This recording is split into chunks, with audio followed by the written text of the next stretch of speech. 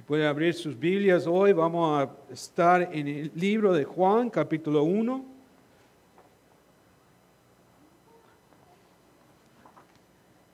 Después de Isaías 9:6. También por un momento vamos a leer eso otra vez, que estamos empezando con Isaías 9:6 y después entramos al pasaje de Juan, mirando a los nombres dados a Jesús en 9:6, conectando las cosas con Juan también. Así que leemos Isaías 9:6 esta mañana otra vez. Dice: porque un niño nos ha nacido, un hijo nos ha sido dado, y la soberanía reposará sobre sus hombros. Y se llamará su nombre Admirable Consejero, Dios Poderoso, Padre Eterno, Príncipe de Paz. El nombre del profeta Isaías significa Yahweh es salvación. Ningún otro profeta del Antiguo Testamento describe tan claramente la firme intención de Dios de salvar a su pueblo, ni describir con tanta claridad al Salvador venidero. Isaías también vivió bajo la amenaza de Asiria y fue testigo de la caída de Israel. Al igual que Micaías, Isaías advirtió urgentemente a Judá que volviera a Dios. Isaías apoyó los esfuerzos del piadoso rey Ezequías por lograr un avivamiento espiritual. Dios honró a la fe del rey, haciendo retroceder a los invasores asirios. Sin embargo, el ministerio inicial de Isaías se dedicó a exponer continuamente los pecados del pueblo de Dios y a advertir que Dios debía juzgarlos y lo haría.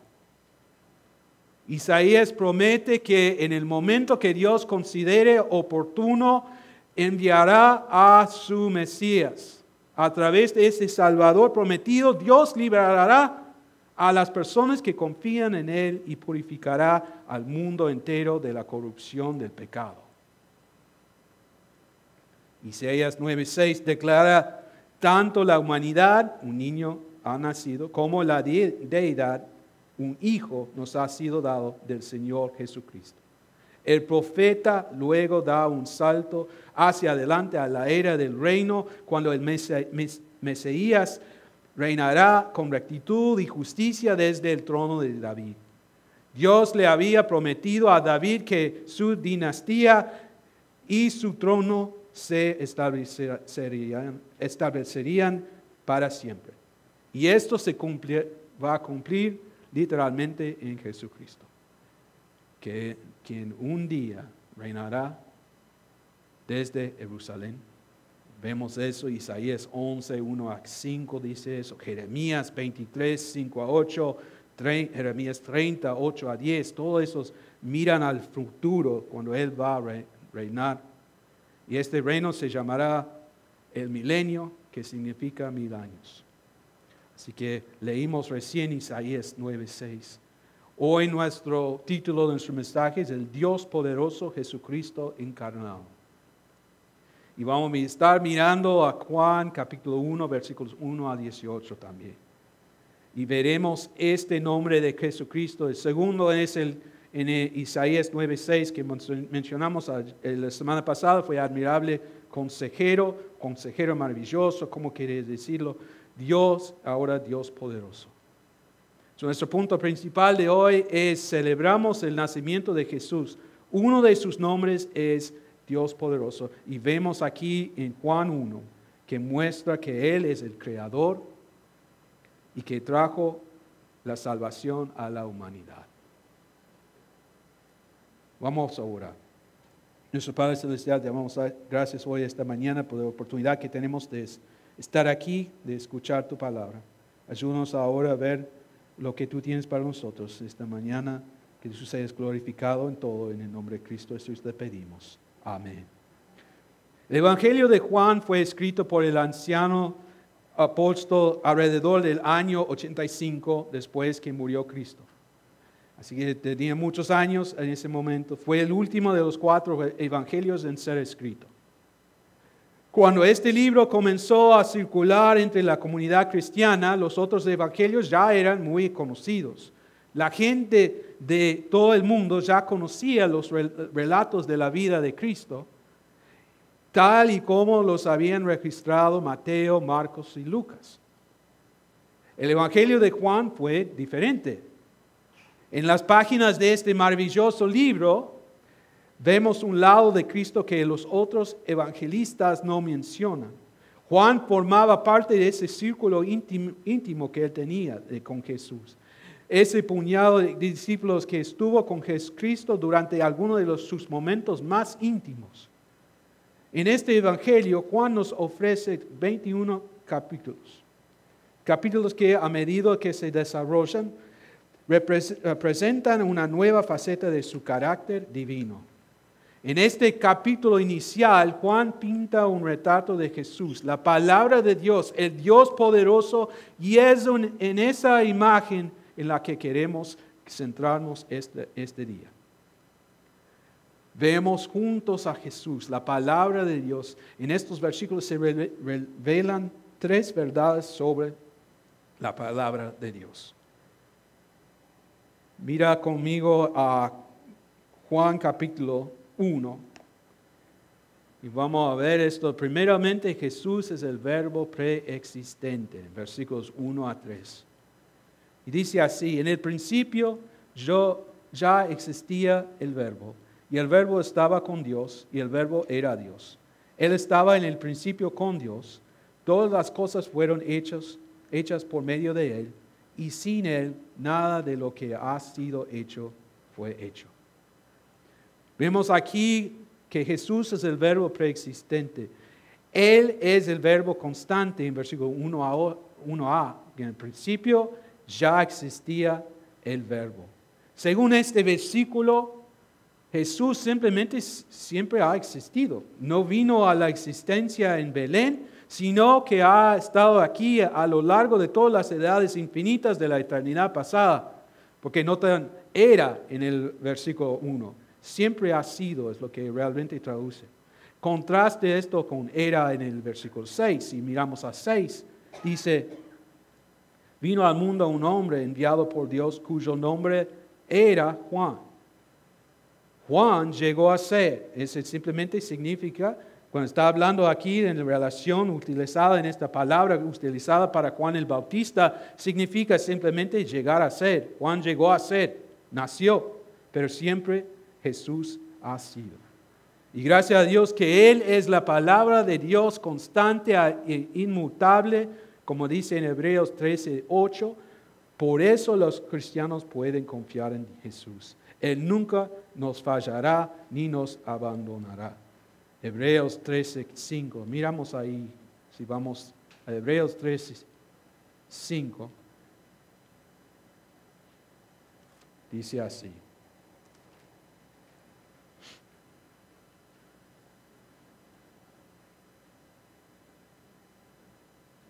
sea el carácter de ustedes sin avaricia, contentos con lo que tienen, porque Él mismo ha dicho: nunca te dejaré ni te desampararé.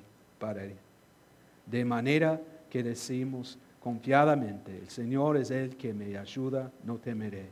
¿Qué podrá hacerme el hombre?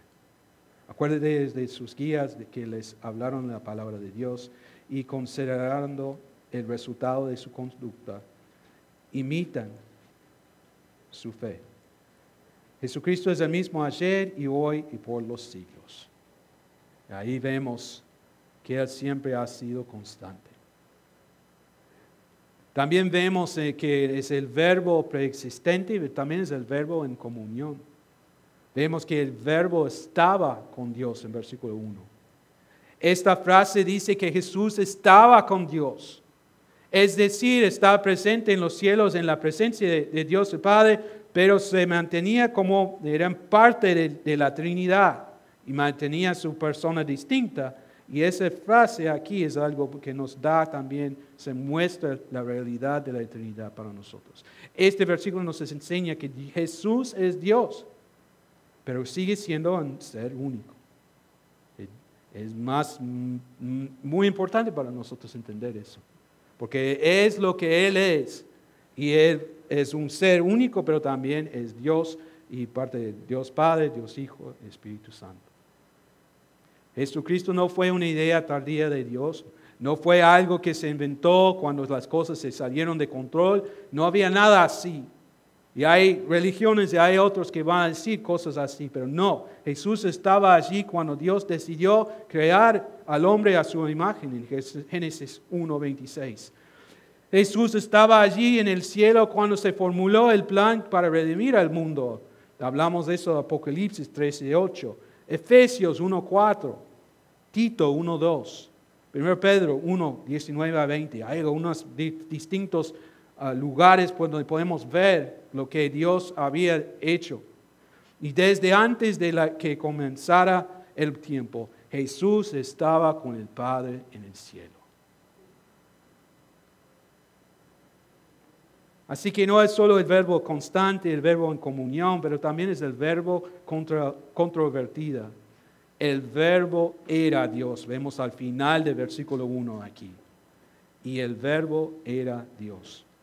Cuando Jesús vino predicando el arrepentimiento, Marcos 1:15, los hombres pensaron que era extraño. Cuando comenzó a sanar y a hacer milagros, los hombres pensaron que era un profeta enviado por Dios, en Juan 3:2.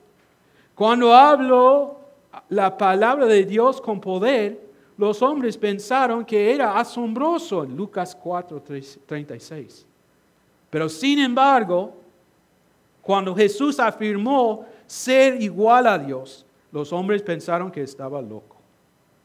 Juan 19:7. Dejó de ser una bendición y se convirtió en una controversia cuando afirmó ser Dios. Miramos a Juan 14:9. Jesús le dijo: tanto tiempo ha estado con ustedes y todavía no me conoces, Felipe. Recuerda que Felipe fue al Señor. El que me ha visto a mí, ha visto al Padre. ¿Cómo dices tú? Muéstranos al Padre. Y sabes algo, los hombres aún hoy siguen luchando con estas verdades. Están dispuestos a aceptar a Cristo humilde, a Cristo maestro, a Cristo manso, a Cristo muerto, a Cristo servidor.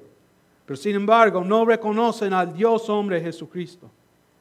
No reconocen, Él sigue siendo 100% Dios y 100% hombre, todo en uno. Pablo lo resume muy bien en Filipenses 2:5-8. Vamos a ir allá ahora. Filipenses, el libro de Filipenses, capítulo 2, versículos 5-8. En estos versículos asombrosos el apóstol expone con un lenguaje claro y conciso el hecho de que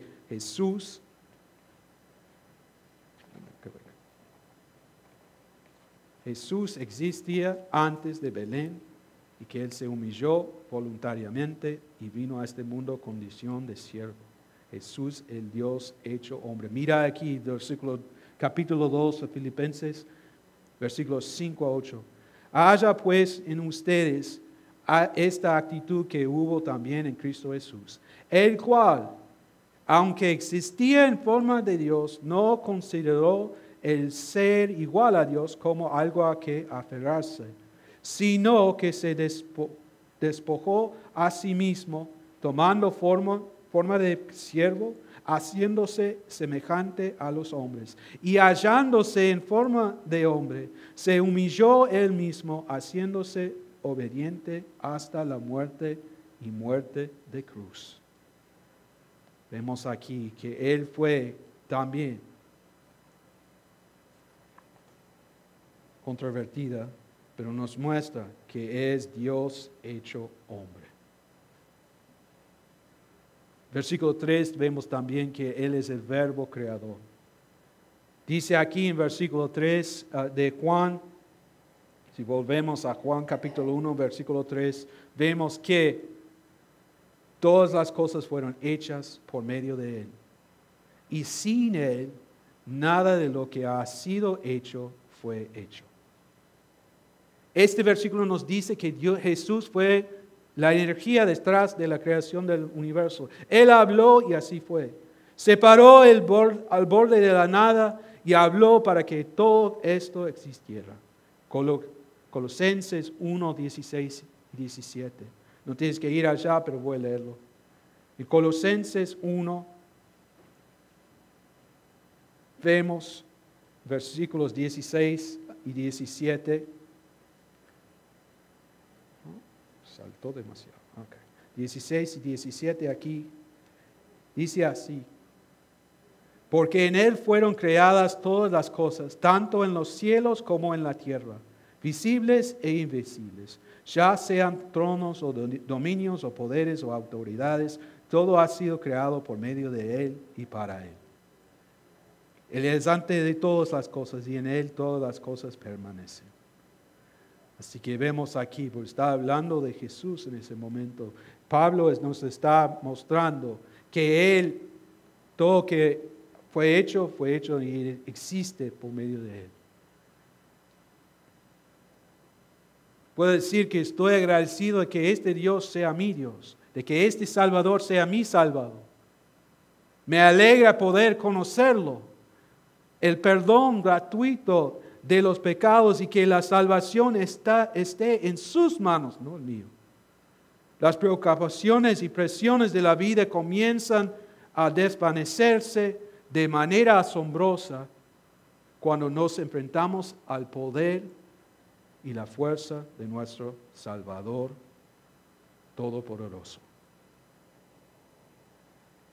Así que estas 4 verdades tomadas en conjuntos nos enseñan claramente que Jesús es la palabra preexistente de Dios.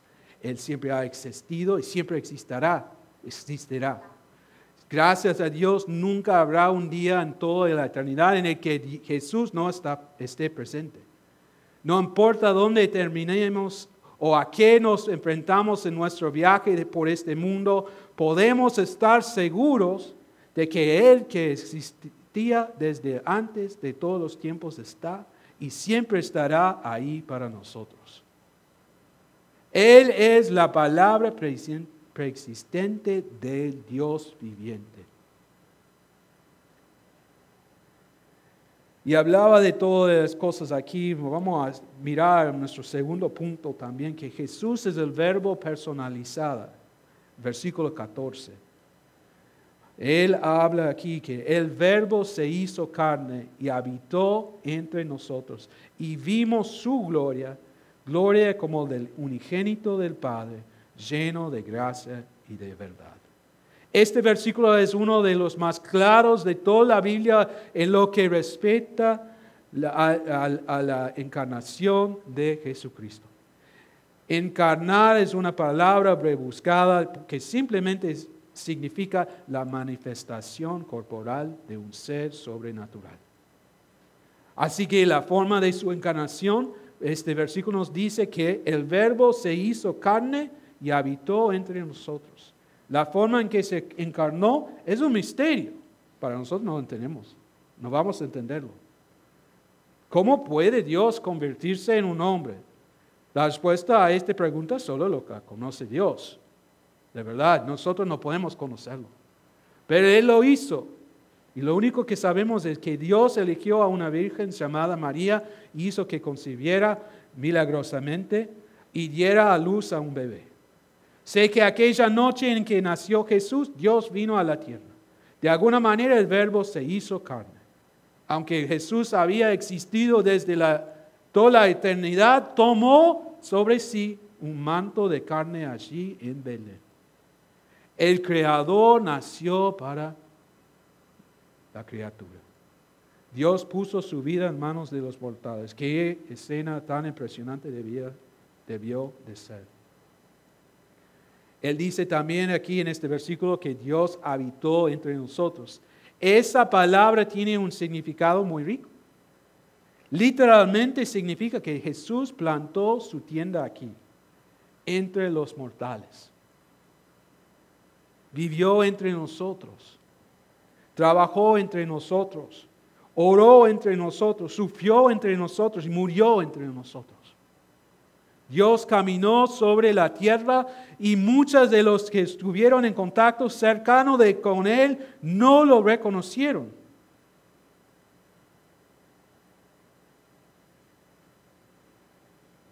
La realidad para nosotros, y pensamos algo.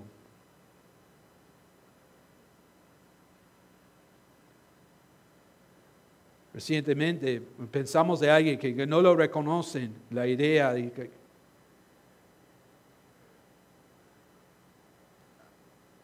Dios envió a su Hijo y en ese momento era algo, ya sabemos lo que iba a pasar. Herodes quería matar a todos los niños en Belén, después que sabiendo que nació el que iba a ser rey de Israel, y para él ese fue algo de peligro para él. Él iba a asegurar que él podía quedarse en poder. No entendía que no era de ese tipo de reino que iba a venir. Pero él está pensando, yo voy a asegurar para mí, y matar a todos los niños bajo de 2 años en Belén. Hay momentos que pensamos y miramos aquí, y en ese momento Dios mismo vino a la tierra y vino para hacer lo que Él iba a hacer por nosotros. Nosotros podemos pensar alguna vez, no sé si has visto, cuando el presidente de Estados Unidos decide ir a una ciudad de Estados Unidos para visitar o hacer una charla o algo así que Él va a hacer en frente de mucha gente. Tiene toda su seguridad y todas las personas que van a venir y asegurar que todo está bien antes que Él pueda entrar. Yo recuerdo, yo trabajaba en Detroit y muchas veces venían a Detroit y hay tantas carreteras allá y tenía que cerrar cada entrada y salida y nadie podía estar en la carretera al mismo tiempo que pasaba todos los camionetas y autos y carros y todo que venía para el presidente. Tenemos que pararnos, esperar, ¡boom! Todo se pasa y después por cierto tiempo quedamos así y después podemos ir de vuelta. Y yo manejaba mucho para mi trabajo. Y cada día, cuando ellos venían, yo decía, oh no, porque ahora tengo que parar y esperar. Pero ¿por qué lo hacen? Porque quieren proteger al presidente. Y miramos a que el Dios que creó el mundo vino como un bebé y se quedó en esta tierra. Y Dios tenía un propósito en todo eso. Y Él no tenía, como nosotros pensamos, de protección, tenía sus padres. Pero en realidad no tenía todo lo que pensamos hoy en día necesitamos. Pero más importante, Él tenía mucho más que nosotros. Sí, tuvo su Padre que iba a cuidar. Y por eso podemos ver que es esto, viendo que Él vino como hombre, vivir como nosotros, sufrir como nosotros, cada día, pero nunca cayó en pecado, como cantamos hoy. Fue perfecto y Él hizo todo. También vemos aquí el misterio de su encarnación. El Verbo se hizo carne. Esta palabra tiene el significado de aparecer en la historia, subir en el escenario. Allí en Belén, Dios salió de la eternidad y subió al escenario de la historia humana. Vino como prueba tangible de la existencia de Dios y de la voluntad de Dios de salvar a la humanidad. Cuando estuvo aquí en la tierra a través del registro que nos dejó a ti y a mí, vemos aquí en la Biblia, podemos ver que Jesús vino a este mundo para revelar a Dios al hombre. Lo hizo a través de su carne. Primero de Juan 1:1 dice así. Si vamos ahí, primero de Juan 1:1 dice, lo que existía desde el principio, lo que hemos oído, lo que hemos visto con nuestros propios ojos, lo que hemos contemplado y lo que han tocado nuestras manos. Esto escribimos acerca del verbo de vida. Juan después, al final de su vida, en 1 Juan, escribiendo a otra iglesia, diciendo, lo que vemos, eso es lo que estamos mostrando a ustedes. A menudo envidio a esos hombres, pero luego recuerdo que las palabras de Jesús, no todos los que vieron a Jesús en esta tierra llegaron a creer en Él. Juan 20, 24 a 29 dice así. Si vamos al final, Juan 20, 24 a 29 dice el próximo. Tomás, uno de los 12, llamado el Dídimo, no estaba con ellos cuando Jesús vino. Entonces los otros discípulos le decían, hemos visto al Señor. Pero él les dijo, si no veo en sus manos la señal de los clavos y meto el dedo en el lugar de los clavos y pongo el mano en su costado, no creeré. 8 días después, sus discípulos estaban otra vez adentro y Tomás con ellos. Estando las puertas cerradas, Jesús vino y se puso en medio de ellos y dijo, pasa ustedes. Luego dijo a Tomás, acerca aquí tu dedo y mira mis manos. Extiende aquí tu mano y métela en mi costado. No seas incrédulo, sino creyente. Señor mío y Dios mío, le dijo Tomás. Jesús le dijo, ¿por qué me has visto? Porque me has visto, has creído. Dichosos los que no vieron y sin embargo creyeron. Y la realidad para nosotros es así, que nosotros hay muchos que no van a creer porque no pueden ver, no pueden ser, porque porque la idea de conocer por fe. Pero Juan, lo que recibe Juan aquí cuando está escribiendo ese punto de hablar, cuando Jesús vino, apareció y habló con Tomás, nos reconoce que aún los que no pueden ver en persona todavía, que ellos creen en Él. Tenemos que tener fe en ese misterio de que es su encarnación. Y finalmente vemos la majestad de su encarnación aquí en versículo 14. Vimos su gloria. Juan realmente vio la gloria de Jesús en un sentido muy real. Mateo 17, Juan junto con Santiago y Pedro acompañaron a Jesús a la ladera de una montaña. Allí Jesús permitió que se apartara el velo de su carne y reveló la gloria que se ocultaba debajo. Jesús ocultó su fama celestial dentro de un marco terrenal. Sin embargo, su mayor gloria se reveló el día que permitió que lo clavaran en una cruz y muriera por los pecadores. En el Calvario, la gloria de Dios se puso de manifiesto. Después de todo, esa fue la razón por la que Jesús dejó los salones del cielo y vino a vivir entre los hombres. Tomó sobre sí un manto de carne para poder morir por la humanidad. Eso es lo que hizo por todos y cada uno de nosotros hoy. Para mí, la mayor evidencia de la gloria de Dios es el cuerpo quebrantado de Jesucristo, que demostró su amor por mí en los términos más claros. Vemos Romanos 5:8, si va ahí conmigo. Romanos 5:8 dice así.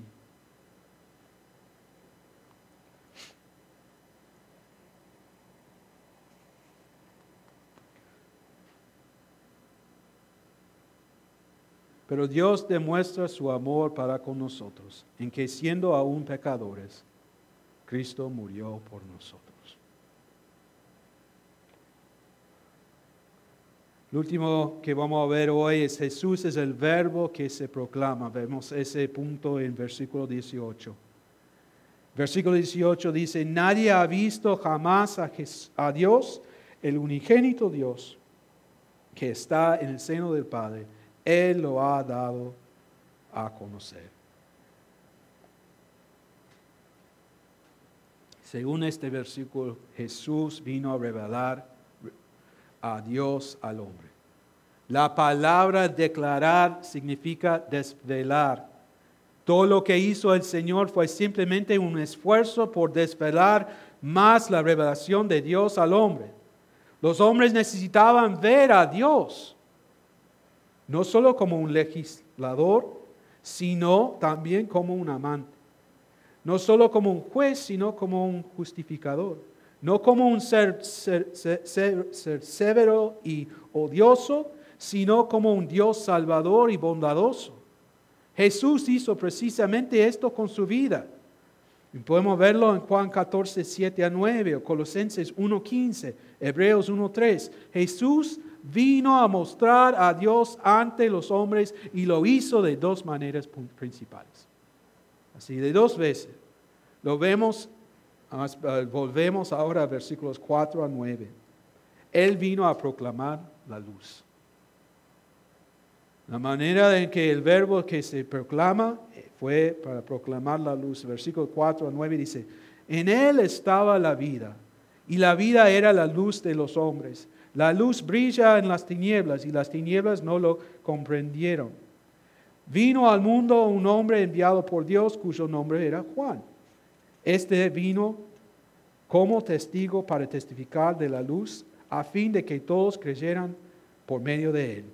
No era la luz, sino que vino para dar testimonio de la luz. Existía la luz verdadera que al venir al mundo alumbra a todo hombre. Él vino a un mundo en oscuridad espiritual y abrió las cortinas de la gracia, revelando a la verdad de que Dios a los hombres que vagaban en la oscuridad. Jesús vino a iluminar el camino de los hombres hacia Dios. Esta luz logrará una de dos cosas. O bien hará que los hombres se arrepientan de sus pecados y corran a los brazos abiertos del Señor, o hará que rechacen la luz y continúen en su camino de oscuridad. Las opciones. Uno llevará a la salvación, el otro llevará a la condenación. Juan 3:36 dice así.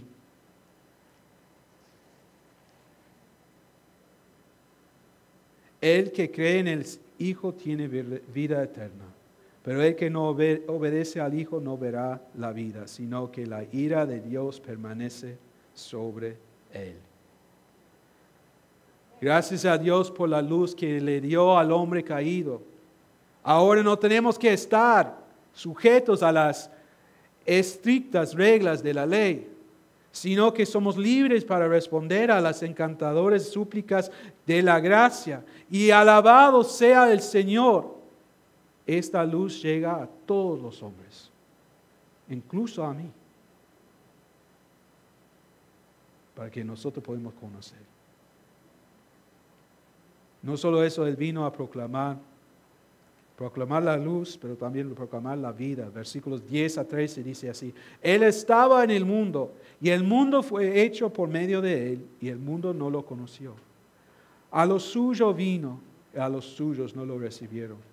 Pero a todos los que lo recibieron, les dio el derecho de llegar a ser hijos de Dios, es decir, a los que creen en su nombre, que no nacieron de sangre, ni de la voluntad de la carne, ni de la voluntad del hombre, sino de Dios. Jesús vino a su pueblo, que tenía su palabra y vivía en la tierra prometida. Vino para decirles que había un camino para llegar al Padre y experimentar la vida eterna. En lo que tal vez sea el versículo más triste de la Biblia, ellos rechazaron este llamado del amigo de los pecadores para que vinieran a Él. Sin embargo, los versículos 12 y 13 dejan claro que cualquiera que responde responda positivamente a la luz de Dios y venga a Jesús y lo recibe en su corazón y en su vida, experimentará el nuevo nacimiento y entrará en la vida eterna. Va a tener salvación por medio de Jesús. Él estaba en medio de ellos y lo rechazaron. Vemos eso. Los líderes religiosos, los que sabían la ley y miraban el Antiguo Testamento con todas sus vidas. Pero al final, ellos terminaron no sabiendo y rechazando a Él. Y en algunos aún diciendo que todo su poder venía del diablo.